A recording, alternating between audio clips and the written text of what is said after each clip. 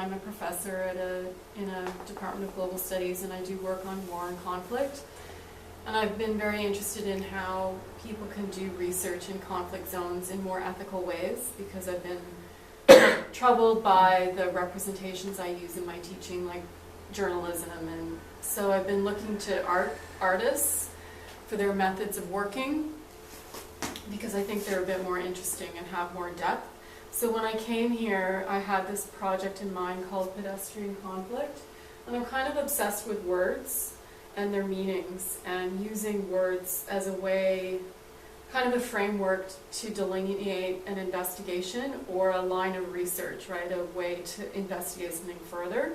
So I started thinking about particular words and trying to pick them apart and see where they would take me. And so when I came here, I had this idea for this project called Pedestrian Conflict, which was about walking in landscape with different people, to not conflict in a negative way, but how conflict can be productive, like this idea that there is an incompatibility or a variance in the ways in which we see ourselves in relation to the world, and that can be a productive thing about conflict, because so much of my teaching is about genocide and war. So I was interested in conflict as being generative of something to do with emotion. And so my goal really was to have conversations with people here that would further this investigation for me, both like other artists in the residency and local people. I put up notices, and some local people did actually take the notice and took me on some walks. So I have a blog where I talk about all of that, and anyway, you guys know this. So I guess just a couple of things, like when I went first of all on a walk with Zoe, and that was a really important walk for me because it kind of structured the rest of my thinking for the whole residency. We started talking about landscape, and she took me to a special place, well, a place that she went to, and we chatted a bit there, and then she sent me some of her poems.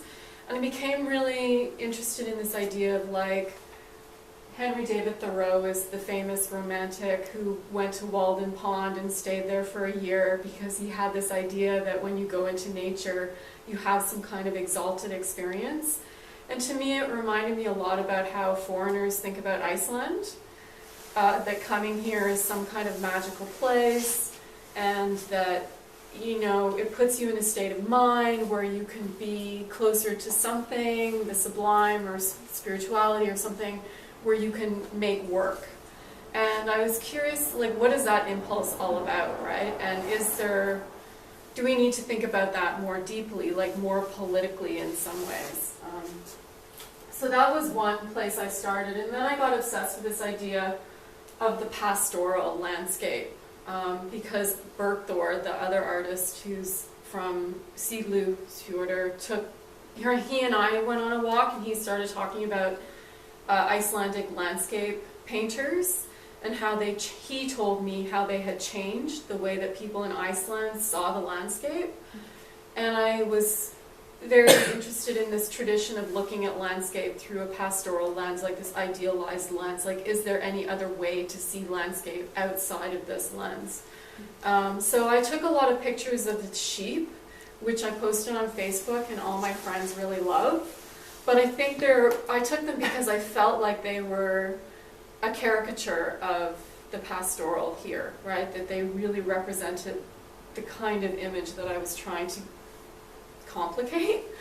And then Zoe sent me one of her poems, and if you don't mind, I'm going to read it. Sure. And the poem is called Pastoral, but it's the poem that I can't show you, because to have it as part of my blog would make it impossible for her to publish the poem. So that, again, for me, was part of the thought process of how we can make things visible, and the kind of structures that we have to make available different ways of seeing.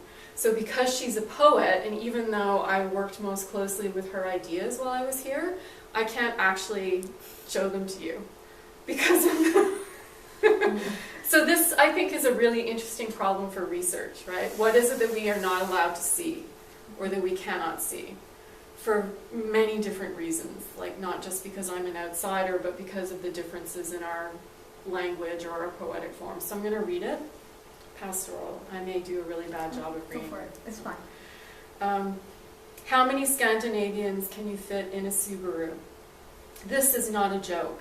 As the clown car disgorges its knitwear and blondes, I wrestle, indignant, entirely unaware that I'm about to plunge 11 sheep, 2 fat little birds, and a duck into similar distraction, and this is as real as it gets.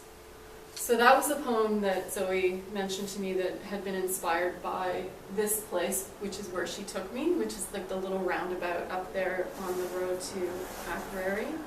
And I went back and I took some photographs there, and I really started thinking about this idea of how, like, the complication of this being a man-made area interferes with our idea of the pastoral.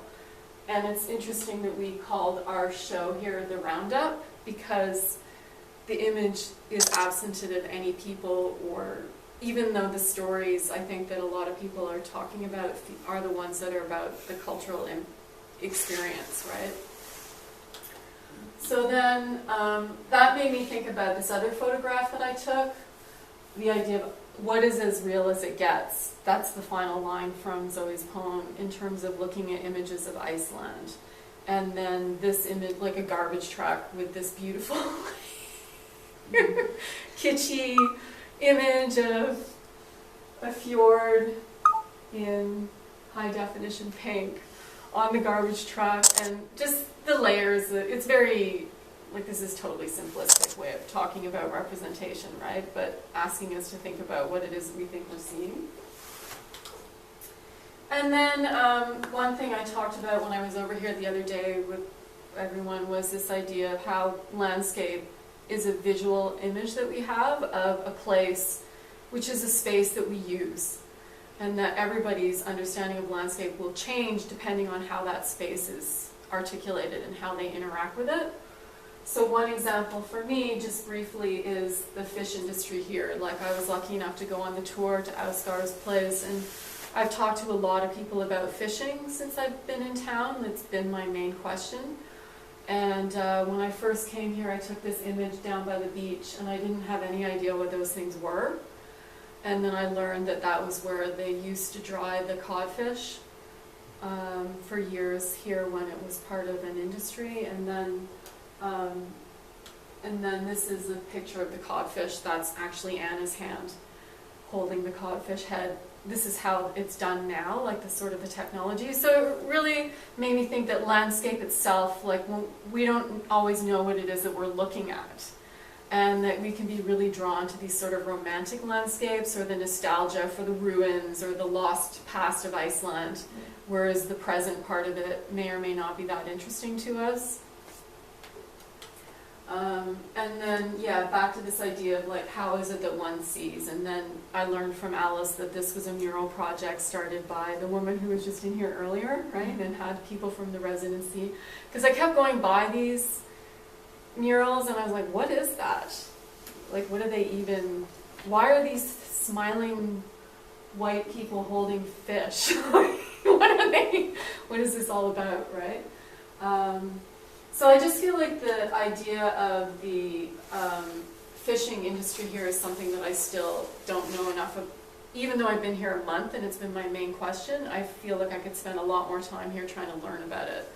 Not from doing research in books, but from talking to people around town and hearing their stories and gossip.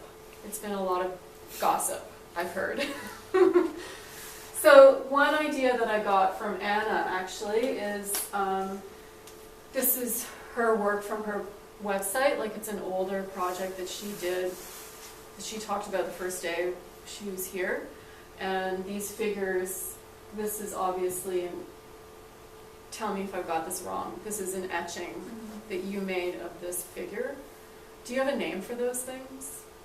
They're just figures. Yeah, so Marie, she made these things out of bone and flesh and sticks, and they were placed in an area that she was living and working, which used to be an asylum, and she allowed the animals and the decomposition to move these these figures, and they had a ground, and so they drew. So the landscape itself forced the figure to kind of make a mark, and I became fascinated with this idea of that being a research method. The idea of the short, she calls this one the short man, but I was thinking about it as in terms of the guest worker. What does it mean to be a guest invited into a place? And to engage in a particular activity, whether it's drawing or photography or poetry or writing, and to make marks in a way that you feel the landscape has worked on you. I don't know if I have any answers. Like, this is a long project for me. I've just started the ideas here. I wanted to come here and get some ideas for a project, and I think I did. And so I'm sort of working on my blog and trying to it'll take me quite a long time to pull all this together because there's a lot of thinking that has to go behind it. So I guess my artwork for the month is thinking and a few photographs. And I wanted to end up with the sheep again because that's sort of where I started when I first got here, was with sheep.